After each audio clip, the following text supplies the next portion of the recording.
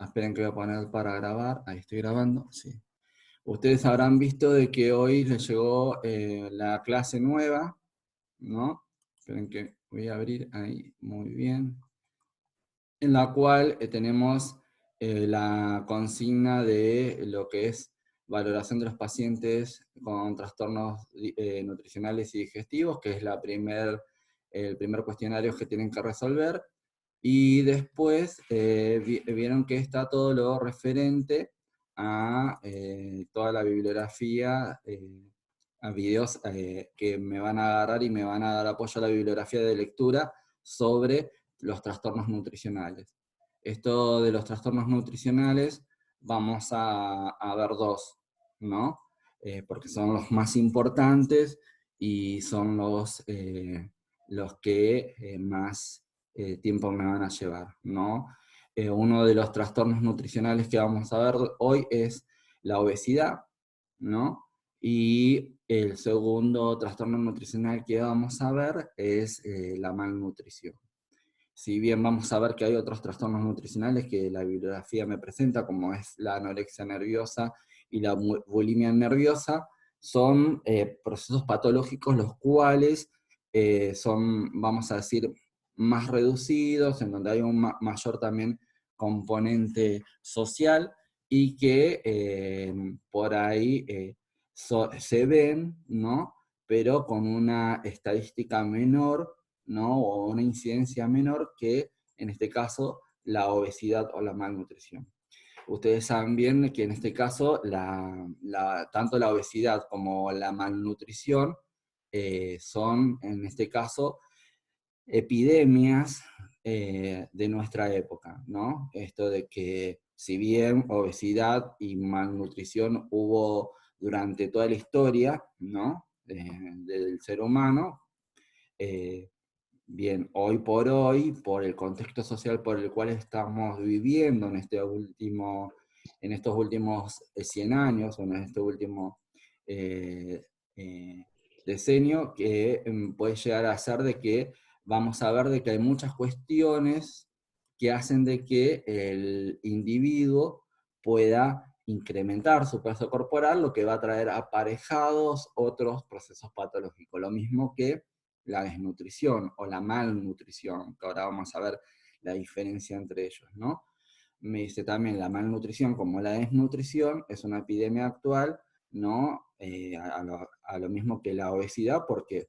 Porque vamos a encontrarnos de que hay muchos factores, en este caso socioeconómicos, que hacen de que la persona o el individuo no pueda llegar a lo que es poder incorporar todos los nutrientes necesarios, ¿no? Como los que habíamos visto en la clase anterior. Bien, entonces vamos a empezar un poquito a ver lo que es lo que sería la obesidad, ¿no?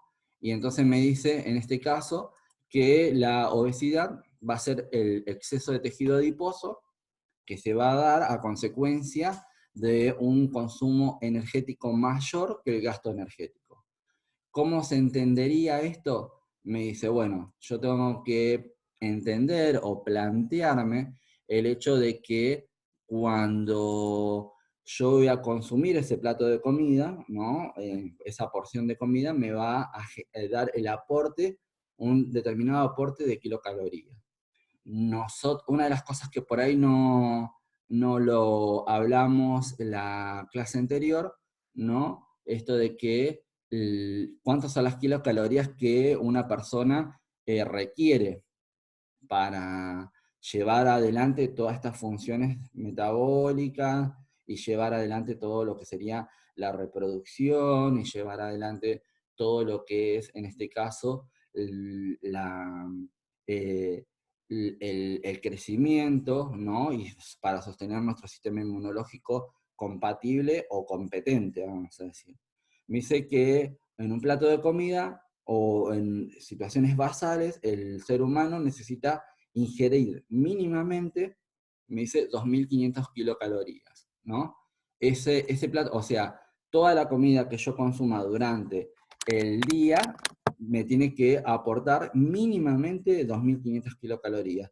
Yo a partir de ahí, me dice, voy a ver satisfechas la demanda metabólica de mi cuerpo, me dice, en estado de reposo. ¿Qué sería en estado de reposo? Sería, dijimos, esto de agarrar y llegar a estar en una cama o sentado sin hacer ningún tipo de actividad, sin hacer ningún tipo de movimiento. Me dice, yo a partir de ahí, en más debo de consumir más cantidad de kilocalorías según la actividad que esté desarrollando. De hecho, yo voy a ver de que el aporte energético va a estar dado por la situación clínica de la persona, ¿no? O del paciente en este caso. Si yo tengo una situación de estrés, vamos a suponer, mi organismo me va a mí a demandar mayor aporte kilocalórico. O sea, yo tengo que pensar de que esa persona me dice, va a requerir más de 2.500 kilocalorías. Supongamos, si yo salgo a caminar, o salgo a trotar, o salgo a andar en bicicleta, o practico algún ejercicio, me dice, en este caso, yo estaría necesitando también un aporte kilocalórico mayor al basal. Esto obviamente el enfermero lo tiene que saber. ¿Por qué? Porque para entender un poco esto de que se dice, sí, pero el paciente está comiendo, pero no está aumentando de peso o no se está recuperando de manera adecuada. ¿Por qué? Porque no está recibiendo la cantidad de kilocalorías necesarias. Me dice, en este caso, supongamos una mujer que quede embarazada, ¿no? En este caso también se le van a ver incrementado las necesidades de aporte kilocalóricos por día, porque no solamente tiene que satisfacer la demanda metabólica propia de su cuerpo, de cada una de sus células, sino que también va a tener, en este caso, un adicionado toda la demanda de ese nuevo ser que se está gestando dentro de su vientre, del cual es la responsable de nutrir y en este caso favorecer, ¿no? Que tenga un acercamiento a estos nutrientes, ¿no? A través de la vía placentaria.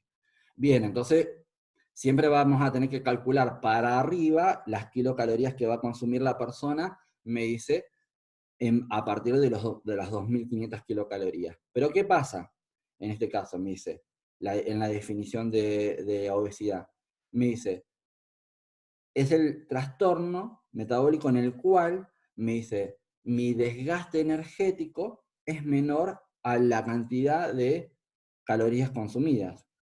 Me está diciendo, supongamos, yo para mi demanda, para mi desgaste energético, con un plato de comida, con una porción de comida en cada uno de los 4 momentos de la comida, que sería el desayuno, el almuerzo, la merienda y la cena, me dice, es suficiente. Pero yo en el almuerzo y en la cena, en vez de comerme una porción de comida, me como 2 o 3, 2 platos o 3 platos, ¿no? Ya ahí estoy consumiendo más cantidad de kilocalorías que las que realmente voy a gastar. Me dice, esto me va a traer aparejado o como consecuencia lo que sería un sobrepeso en primera instancia, ¿no? O lo que sería un trastorno común que va a ser la obesidad, ¿no? Y me dice que la obesidad, en este caso, va a tener grandes consecuencias, ¿no? En el individuo obeso o en el paciente obeso. Me va a traer consecuencias tanto psicológicas como también, en este caso, fisiológicas. Eso es importantísimo saberlo. Me dice, ¿por qué psicológicas?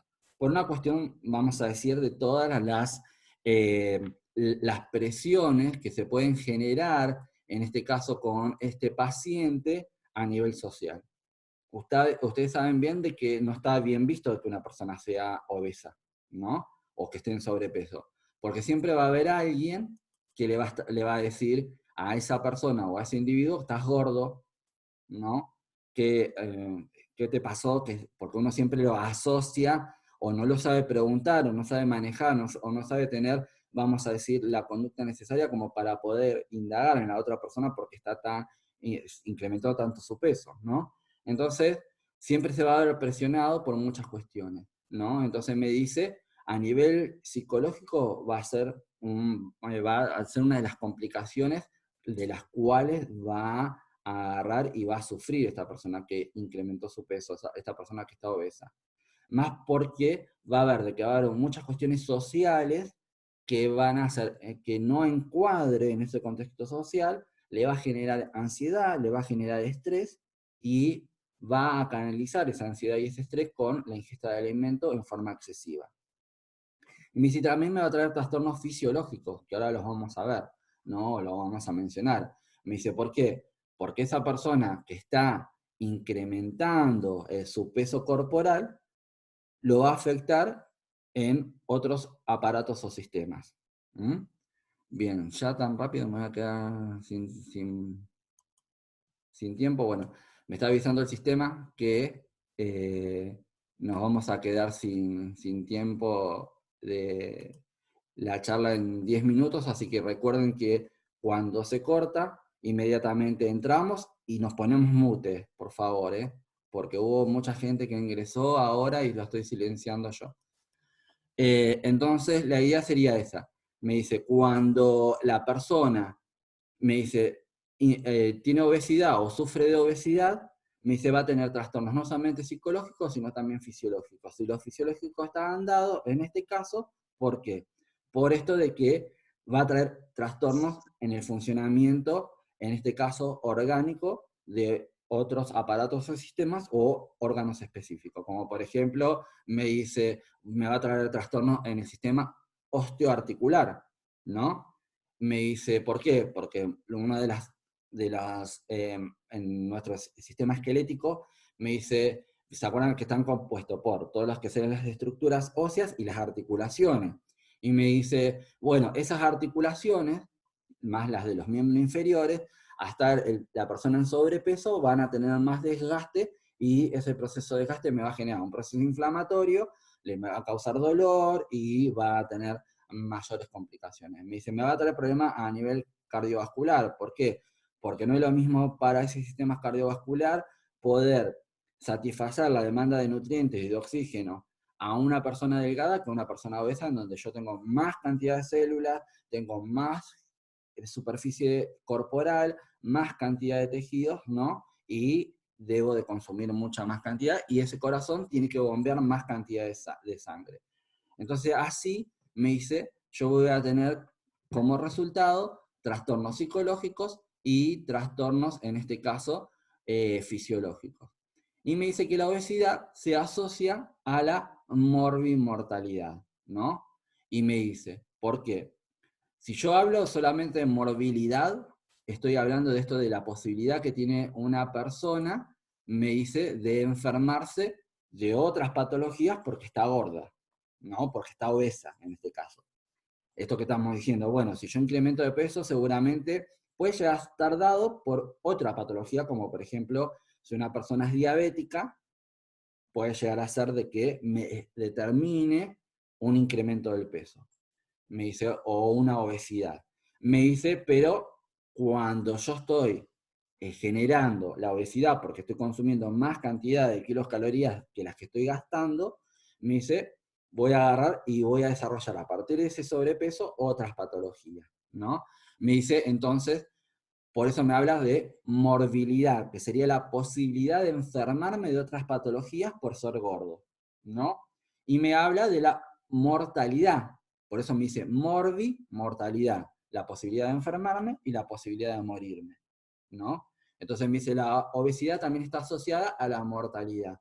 Seguramente ustedes habrán visto que en los canales de cable, en Nat Geo o en Discovery Channel, ¿no? O en algún canal de estos sociales, hablan o hay programas sobre cuestiones de sobrepeso, ¿no? Como por ejemplo, ahí había, recuerdo uno que se llamaba Kilos Mortales, y hablaba de esta obesidad mórbida.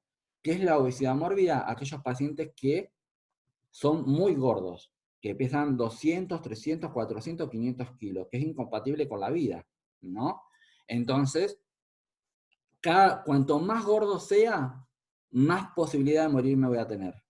Por eso me habla de esta asociación con la posibilidad de enfermarme, con la morbilidad, y la posibilidad de morirme, que sería la mortalidad. Y se unifican con la palabra mortalidad.